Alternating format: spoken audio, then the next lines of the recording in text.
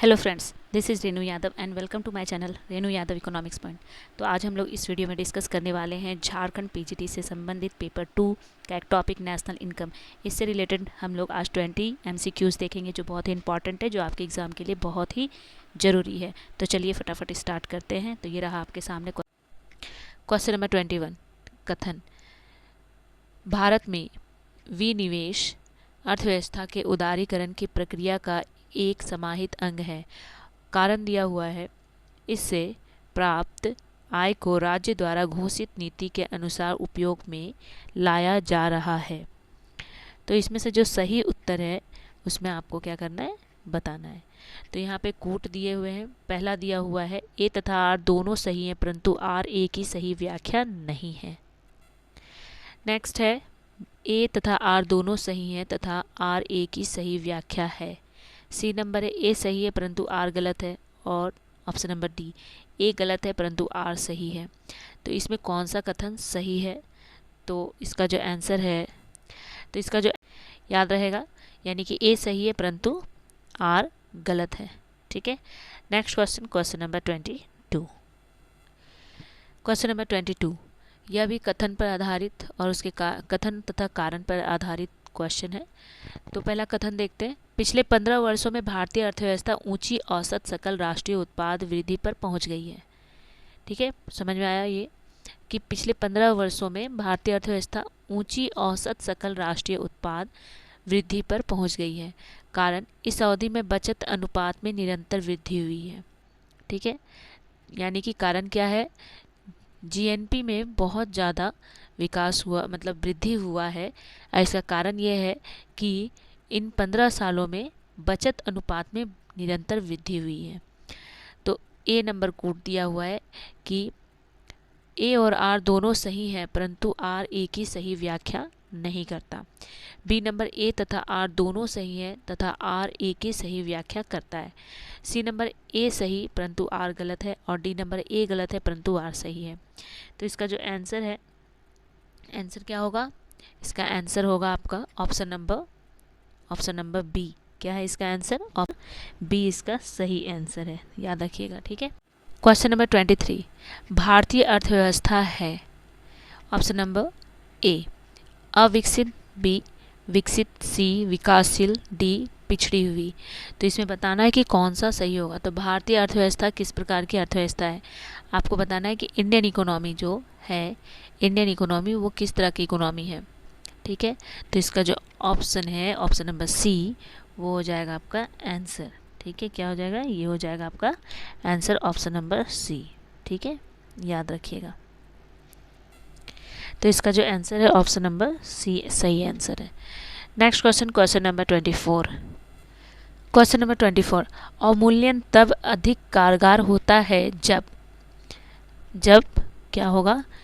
Option number A कम हो, B विदेशों से निर्यात मांग की लोच अधिक हो, सी आयात की लोच कम हो, और डी उपयुक्त में से कोई नहीं। तो इसमें से जो आंसर है वो होगा ऑप्शन नंबर, इसका आंसर जो होगा ऑप्शन नंबर बी। क्या होगा? बी। याद रखिएगा, ऑप्शन नंबर बी इसका आंसर होगा। तो ऑप्शन नंबर बी इसका सही आंसर है। विदेशों में निर्यात मांग की लोच अधिक हो तब अवमूल्यन तब अधिक कारगर होता है। ठीक है। Next question number 25। Question number 25 Bharat सरकार को सबसे अधिक आय मिलती है। भारत सरकार को सबसे अधिक आय किससे मिलती है? ऑप्शन नंबर ए सीमा शुल्क, बी उत्पाद शुल्क, सी आयकर, और डी निगम कर। किससे सबसे अधिक आय प्राप्त होती है?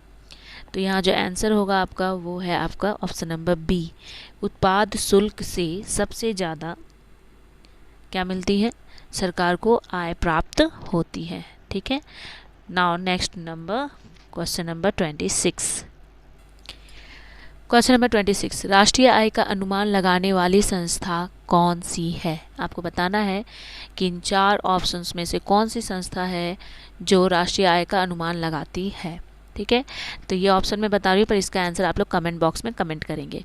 ठीक है, तो ऑप्शन नंबर ए योजना आयोग, बी है केंद्रीय सांख्यिकी संगठन, सी वित्त आयोग, और डी राष्ट्रीय सैंपल सर्वे संगठन NSSO। ठीक है, तो इसका जो आंसर होगा वो आप लोगों को बताना है, मैं नहीं बताऊंगी, ये आप लोग कमेंट करेंगे। जब नहीं बता पाओगे आप लोग तो मैं नेक्स्ट वीडियो में बता दूंगी, ठीक है।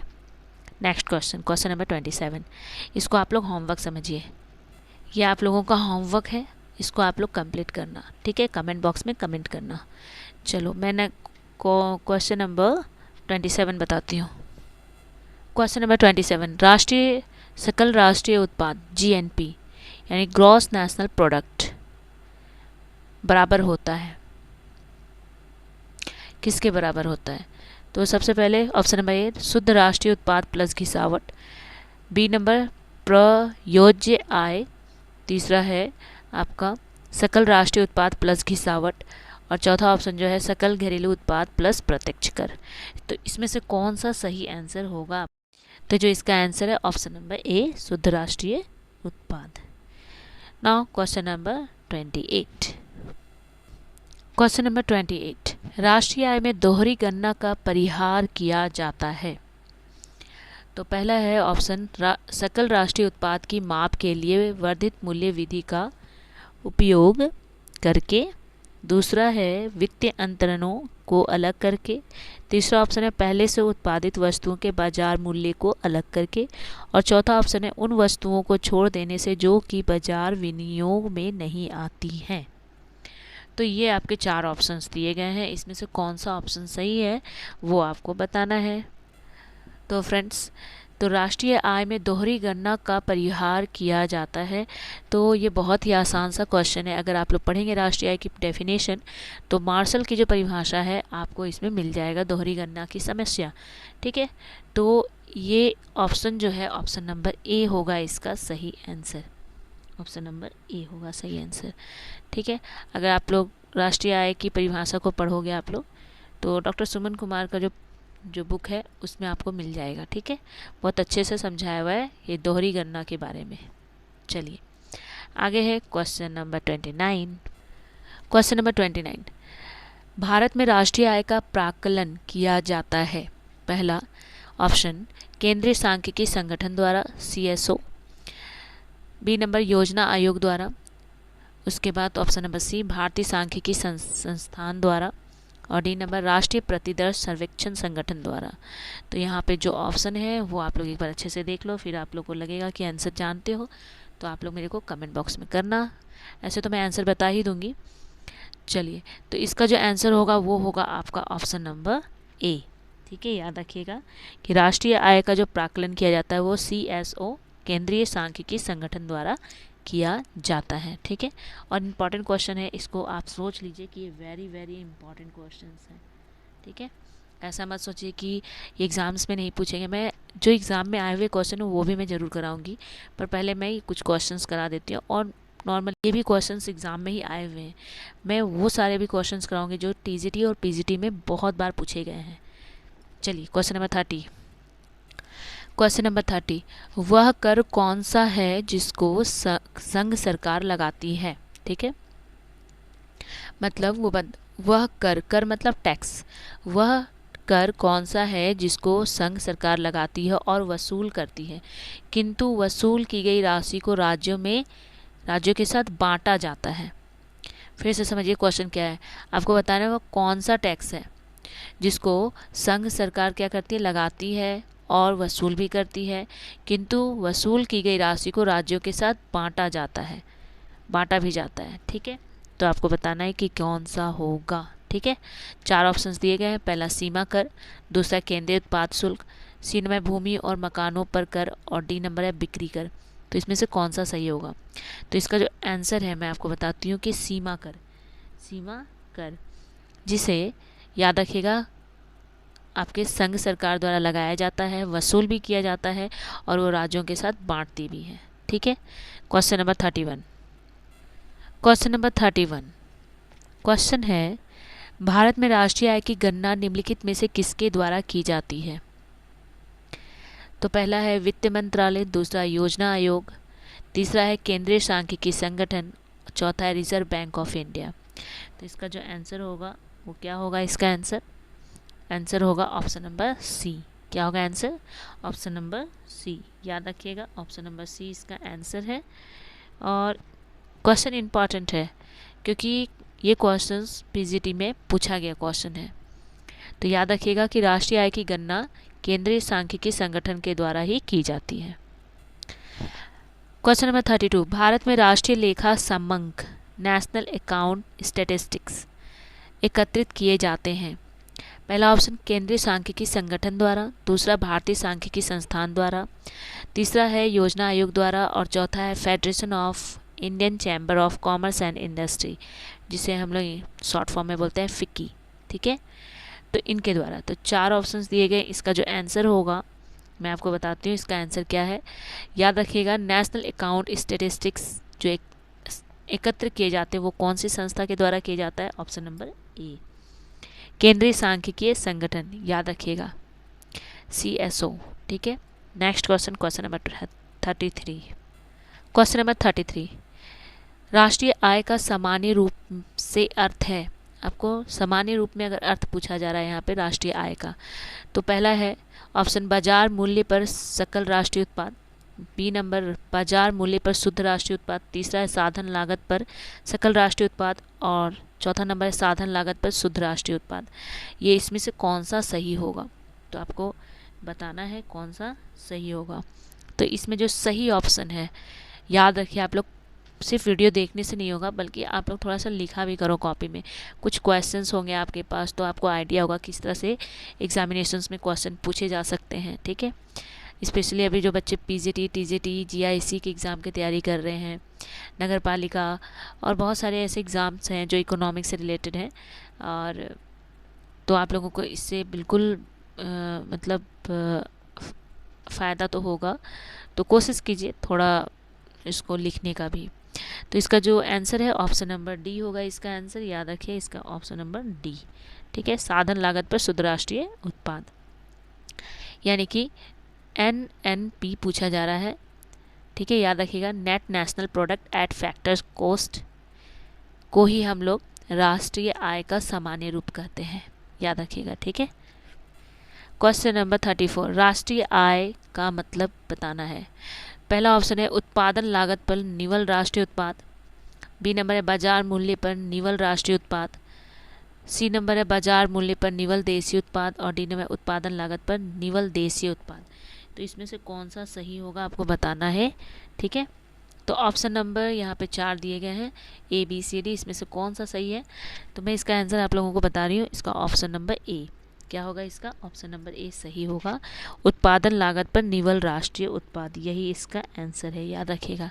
ठीक है, नेक्स्ट क्वेश्चन नंबर 36, किसी दी गई अवधि के लिए एक देश की राष्ट्रीय आय क्या होगी? पहला ऑप्शन, ऑप्शन नंबर ए, कुल उपभोग और निवेश व्यय के योग के बराबर होगी, बी नंबर नागरिकों द्वारा उत्पादित वस्तु और सेवाओं के कुल मूल्य के बराबर होगी, सी नंबर सभी व्यक्तियों की वैयक्तिक आय के योग के बराबर होगी और डी नंबर उत्पादित अंतिम वस्तुओं और सेवाओं के मौद्रिक मूल्य के बराबर होगी। तो यहाँ पर 4 ऑप्शंस दिए गए हैं कि किसी दी गई अवधि के लिए एक देश की राष्ट्रीय आय क्या होगी। ठीक है, तो इसका जो ऑप्शन है ऑप्शन नंबर क्या होगा आंसर? तो फ्रेंड्स इसका आंसर होने वाला है, याद रखिएगा कि बहुत ही इजी परिभाषा से पूछा गया, राष्ट्रीय आय की परिभाषा से। तो इसका जो आंसर होगा वो होगा ऑप्शन नंबर डी, और ये मार्शल की परिभाषा पर आधारित है, उत्पादित अंतिम वस्तु और सेवाओं के मौद्रिक मूल्य के बराबर होगी। ठीक है, तो नेक्स्ट है क्वेश्चन नंबर 37 नंबर, GNP और GDP में क्या अंतर है? GNP और GDP में क्या अंतर है वो बताना है। तो ऑप्शन नंबर ए, शुद्ध विदेशी विनियोग का, दूसरा है आपका ऑप्शन नंबर बी, सकल विदेशी विनियोग का, सी नंबर शुद्ध निर्यात का और डी नंबर विदेशों से शुद्ध साधन आय का। ये 4 ऑप्शन है, चारों ऑप्शंस को याद रखना है। तो GNP और GDP में एक ही अंतर है, वो है आपका ऑप्शन नंबर डी होगा आंसर। याद रखिएगा, ऑप्शन नंबर डी हो जाएगा इसका आंसर। ठीक है, विदेशों से शुद्ध साधन आय का यही अंतर है। ठीक है, चलिए next question number 38। Question number 38 question मैंने पहले ही करा दिया है। राष्ट्रीय आय समिति की नियुक्ति कब हुई? ये भी मैंने आज ही इस वीडियो में बताया है। तो इस क्वेश्चन का आंसर आप लोग खुद कमेंट बॉक्स में कमेंट करना। Okay, next question, question number 40 number भी क्वेश्चन मैंने करा दिया है, तो इस क्वेश्चन को भी हम लोग छोड़ देते। नेक्स्ट क्वेश्चन में चलते हैं। ओके, क्वेश्चन नंबर 41, ये राष्ट्रीय आय की परिभाषा से संबंधित है। तो यहाँ क्वेश्चन आप देख सकते हो, एक वर्ष में किसी देश के सामान्य निवासियों और उसकी संपत्ति द्वारा उत्पादित सभी अन्य वस्तुओं और सेवाओं के मूल्य को, चाहे वे घरेलू राज्य क्षेत्र के भीतर परिचालित हों या बाहर, उसे क्या कहते हैं। यहाँ 4 ऑप्शंस दिए गए हैं, निवल राष्ट्रीय आय, बी नंबर सकल राष्ट्रीय आय, सी नंबर दिया सकल घरेलू उत्पाद और डी नंबर निवल घरेलू उत्पाद। इसमें से कौन सा ऑप्शन सही होगा? इसका सही आंसर है ऑप्शन नंबर बी, ठीक है, सकल राष्ट्रीय आय। याद रखिएगा, सकल राष्ट्रीय आय, जिसको हम लोग बोलते हैं GNP, gross national, GNI, gross national income, ठीक है, सकल राष्ट्रीय आय। Next question, question number 42। Question number 42, वास्तविक राष्ट्रीय आय में वृद्धि होती है जब पहला, लोगों की बचतें बढ़ जाती हैं, दूसरा, आवश्यक वस्तुओं की कीमतें बढ़ जाती हैं, सी, अर्थव्यवस्था में मुद्रा की पूर्ति बढ़ जाती है, डी, अर्थव्यवस्था में कुल उत्पादन बढ़ जाता है। तो यहाँ पे आपको चारों ऑप्शंस पे ध्यान देना है और बताना है कि कौन सा आंसर सही होगा, ठीक है। तो यहाँ पे जो आंसर होगा वो हो जाएगा आपका ऑप्शन नंबर डी, अर्थव्यवस्था में कुल उत्पादन बढ़ जाती है, ठीक है। वास्तविक राष्ट्रीय आय में जब वृद्धि होती है तो अर्थव्यवस्था में कुल उत्पादन में वृद्धि होती है, यही आप लोगों को याद रखना है। Next question, question number 43। तो यहाँ पे हम लोग देख सकते हैं 44 नंबर, क्योंकि मैंने 43 ऑलरेडी कराया हुआ है, रिपीटेड क्वेश्चन है वो। तो क्वेश्चन नंबर 44, किसी देश के आर्थिक वृद्धि का सबसे उपयुक्त पैमाना है, पहला शुद्ध घरेलू उत्पाद, दूसरा सकल घरेलू उत्पाद, तीसरा है शुद्ध राष्ट्रीय उत्पाद और डी नंबर है प्रति व्यक्ति उत्पाद। तो इसमें से कौन सा नंबर सही होगा? तो ये मैं बता दूं कि इसका जो आंसर होगा आपका ये हो जाएगा आपका, याद रखिएगा, आर्थिक वृद्धि की अगर बात करें तो वो प्रति व्यक्ति उत्पाद से संबंधित होता है। तो इसका जो आंसर हो जाएगा ऑप्शन नंबर डी, ठीक है, ऑप्शन नंबर डी ही सही होगा, याद रखिएगा। Question number 45। क्वेश्चन नंबर 45 है, किसी देश की आर्थिक समृद्धि का सबसे उपयुक्त मापदंड क्या है, पहला निवल घरेलू उत्पाद, दूसरा सकल घरेलू उत्पाद, तीसरा निवल राष्ट्रीय उत्पाद और चौथा है प्रति व्यक्ति वास्तविक आय। तो अगर बात करें किसी भी देश की आर्थिक समृद्धि की, तो याद रखिएगा उसका सही जो जानकारी मिलती है, जो मापदंड है वो है आपका प्रति व्यक्ति वास्तविक आय, ठीक है, पर कैपिटा रियल इनकम जो भी है वो है, ठीक है। तो प्रति व्यक्ति वास्तविक आय होगा इसका आंसर, ये याद रखिएगा। चलिए नेक्स्ट क्वेश्चन में देखते हैं। क्वेश्चन नंबर 47, निम्न में से किसका सकल घरेलू बचत में सर्वाधिक योगदान होता है या है, आपको बताना है। तो पहला ऑप्शन है घरेलू भौतिक परिसंपत्तियाँ, दूसरा है वित्तीय परिसंपत्तियाँ, तीसरा है निजी कंपनी क्षेत्र और चौथा है सरकारी क्षेत्र। तो इसमें बताना है कि कौन सा क्षेत्र है जिसमें सर्वाधिक योगदान है, मतलब घरेलू बचत में सर्वाधिक योगदान है, यह आपको बताना है। तो इसका जो सही आंसर है वो होगा ऑप्शन नंबर ए, याद रखिएगा, घरेलू भौतिक परिसंपत्तियाँ, जहाँ पर सबसे ज़्यादा मतलब बचत, घरेलू बचत में सर्वाधिक योगदान इन्हीं का होता है। क्वेश्चन नंबर 48, निम्नलिखित में से किस एक कर को प्रगतिशील कर बनाया जा सकता है, आपको बताना है कि इनमें से किसको एक प्रगतिशील कर के रूप में प्रयोग किया जा सकता है, बनाया जा सकता है, ठीक है। तो ऑप्शन नंबर ए है संपत्ति कर, दूसरा है आयकर, तीसरा है निगम कर और चौथा है उत्पाद कर। तो इसमें से कौन सा सही होगा? तो फ्रेंड्स, इसमें जो सही आंसर है वो है आपका संपत्ति कर। इसे हम लोग प्रगतिशील कर के रूप में प्रयोग कर सकते हैं, बना सकते हैं, ठीक है। Question number 49। तो क्वेश्चन नंबर 49 है, सतत विकास का आधार है। सतत विकास का आधार क्या है ये बताना है आप लोग को। तो पहला है आर्थिक दृष्टिकोण, दूसरा सामाजिक दृष्टिकोण, तीसरा पर्यावरणीय दृष्टिकोण और चौथा उपयुक्त में से कोई नहीं। तो यहाँ पर 4 ऑप्शंस दिए गए हैं, इसमें से कौन सा सही होगा? सतत विकास का आधार क्या है? तो फ्रेंड्स, सतत विकास का इनमें से जो ऑप्शन सही है वो है ऑप्शन नंबर डी, उपयुक्त में से कोई नहीं, ठीक है। चलिए आगे देखते हैं 50 नंबर क्वेश्चन क्या है। तो आज का आखिरी सवाल है 50 नंबर क्वेश्चन, सतत आर्थिक विकास से अभिप्राय है, पहला वर्तमान पीढ़ी का केवल आर्थिक विकास, बी नंबर वर्तमान पीढ़ी के विकास के साथ साथ भविष्य का आर्थिक विकास, तीसरा ऑप्शन है औद्योगिक विकास और चौथा है कृषि विकास। तो इसमें से जो आंसर है ऑप्शन नंबर कौन सा सही होगा मैं बता देती हूँ। तो इसमें से जो आंसर है वो है आपका ऑप्शन नंबर बी।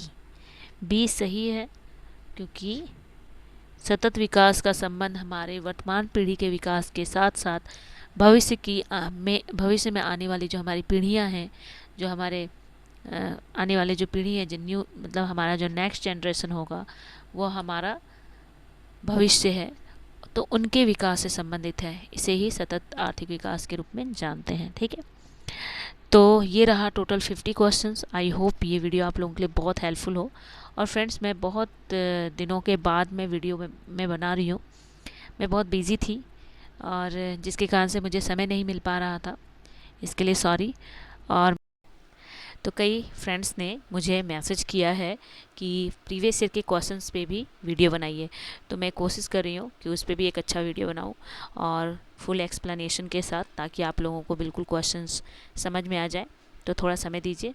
तो प्रीवियस ईयर के क्वेश्चंस के ऊपर मैं वीडियो जल्द ही आप लोगों के लिए लेकर आऊँगी। तो फ्रेंड्स, अगर यह वीडियो आप लोगों को पसंद आता है तो प्लीज़ मेरे चैनल को सब्सक्राइब करें, साथ ही साथ इसे अपने दोस्तों के साथ शेयर भी करें और बेल आइकन बटन दबाना ना भूलें, ताकि आपको इंपॉर्टेंट नोटिफिकेशन मिल जाए। Thank you.